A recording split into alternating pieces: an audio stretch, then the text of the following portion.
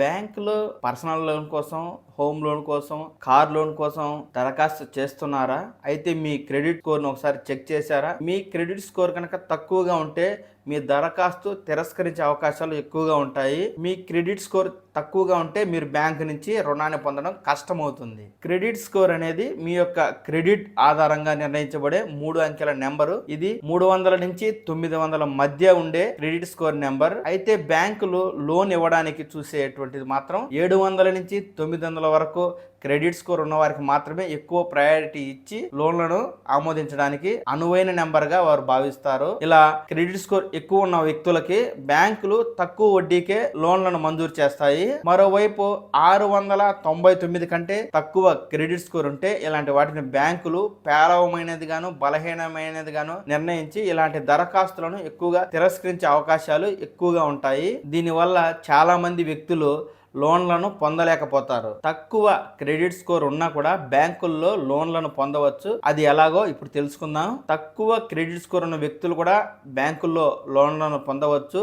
అయితే మీకు ఏదైనా జీతం పెరిగినా లేక వేరే ఆదాయ వనరు మీకు ఉన్నా కూడా ఈ లోన్లను పొందేందుకు అవకాశం ఎక్కువగా ఉంటుంది. బ్యాంకులు తక్కువ క్రెడిట్ స్కోర్ ఉన్నా కూడా పర్సనల్ లోన్లని చాలా వరకు ఆమోదిస్తాయి. వాటి వివరాలు ఇలా ఉన్నాయి. మీకు ఉద్యోగం స్థిరంగా ఉందని, మీకు ఇతర ఆదాయ వనరులు ఉన్నాయని బ్యాంకుకు చూపించాల్సి ఉంటుంది. వాటిని పరిశీలించిన తర్వాత బ్యాంకులు ఇవి నిజము అని అనుకుంటే మీకు లోన్లను మంజూరు చేస్తాయి. తక్కువ క్రెడిట్ స్కోర్ ఉన్నవారు రుణాన్ని పొందే మరో సులువైన మార్గం తక్కువ మొత్తానికి లోన్ను దరఖాస్తు పెట్టుకోవడమే. ఏదైతే తక్కువ క్రెడిట్ స్కోర్ ఉన్నవారు తిరిగి చెల్లిస్తారో చెల్లించరో అని బ్యాంకులు అనుమానిస్తాయి. కాబట్టి ఎవరైతే దరఖాస్తుదారులు ఉంటారో వారు పెద్ద మొత్తంలో దరఖాస్తు చేసుకోకుండా తక్కువ మొత్తానికి లోన్ కోసం అప్లై చేసుకున్నట్టయితే అలాంటి అప్లికేషన్లను కూడా బ్యాంకులు ఆమోదించే అవకాశాలు ఎక్కువగా ఉంటాయి. కాబట్టి పెద్ద పెద్ద మొత్తాలకు కాకుండా క్రెడిట్ స్కోర్ తక్కువ ఉన్నవారు చిన్న చిన్న లోన్లకు దరఖాస్తు చేసుకోవడమే మంచిది. తక్కువ క్రెడిట్ స్కోర్ ఉన్నవారు రుణాన్ని పొందడానికి మరో సులువైన మార్గం, ఎవరైతే రుణం కోసం దరఖాస్తు చేస్తున్నారో వారు సహ దరఖాస్తుని చేర్చుకోవడం ద్వారా రుణం కోసం దరఖాస్తు చేసుకోవచ్చు.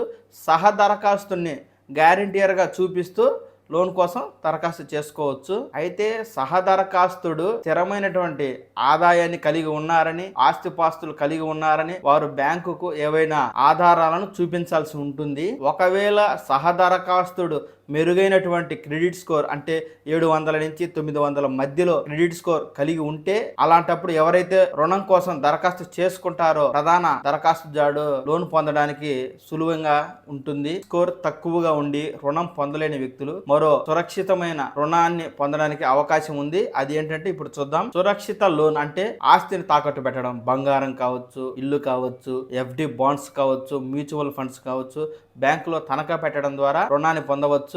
మీరు రుణాన్ని చెల్లించేంత వరకు బ్యాంకులు తమ దగ్గర మీ యొక్క పత్రాలను ఉంచుకుంటాయి. ఒకవేళ మీరు తిరిగి చెల్లించడంలో విఫలమైతే అలాంటి ఆస్తులను బ్యాంకు వేలం వేస్తుంది. అందుకే ఇలాంటి ఆప్షన్లను ఎంపిక చేసుకునే ముందు ఎవరైతే లోన్ కోసం ఎదురు చూస్తున్నారో అలాంటి వారు 1కి 10 సార్లు ఆలోచించాల్సి ఉంటుంది. తాము తిరిగి ఈ యొక్క రుణాన్ని చెల్లించగలము అనే ధీమా ఉన్నవారు మాత్రమే ఇలాంటి సురక్షిత లోన్లకు వెళ్ళడం చాలా వరకు మంచిది.